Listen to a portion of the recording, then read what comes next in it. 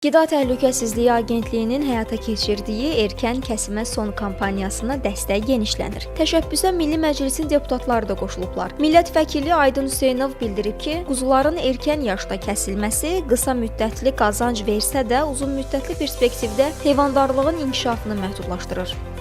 Qida Təhlükəsizliyi Agentliyinin bu təşəbbüsünü mən çox yüksək dəyərləndirirəm. Hesab edirəm ki, həm qida təhlükəsizliyi baxımından, həm ərzaq təhlükəsizliyi baxımından quzuların 6 aya qədər olan quzuların tez kəsilməsi sonraki mərhələlərdə problemlər yaradır. Fermerlərdə quzuların 6 aylığına qədər kəsilməsinə qarşı hesab edirəm ki, öz addımlarını atmalıdır. Bu sahədə çox ciddi olmalıdırlar və konkret olaraq onlara mən müraciət edirəm ki, bu müvəqqəti olaraq gəlir gətirsə də, sonraki addımlarda, sonraki mərhələdə əslində onların fəaliyyətini daha da məhdudlaşdıran bir istiqamətdir. Çünki artımı azalır.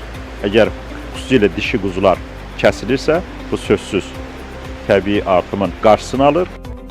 Millət vəkili Fazil Mustafa isə qeyd edib ki, heyvanların sayında azalma ərzaq təhlükəsizliyi üçün risk yaradır. Eyni zamanda kənd təsərrüfatının, xüsusilə qoyunçuluq və maldarlığın inkişafına mənfi təsir göstərir. İri buynuzlu heyvanları 6-9 aylığında kəsmə ənənəsi, eyni zamanda xırda buynuzlu heyvanların da 3-5 aylığında kəsilməsinin adi hala çevrilməsi bu heyvanların vaxtından əvvəl tələf olmasına gətirib çıxarır. Burada həm onu kəsən insanlar, həm onu istehlak edən insanlar təkcə bioloji və ərzaq təhlükəsizliyi faktorlarını bir kənara qoysaq, həm də mənəvi məsuliyyət daşıyırlar. Çünki bu heyvanlar yetkinləşmədən, bala vermədən, hansısa bir şəkildə özünün məhsuldarlığını ortaya qoymadan onun tələf olunması böyük bir ərzaq problemini gündəmə gətirir və bu mənəvi kateqoriyadan çıxış edən insanlar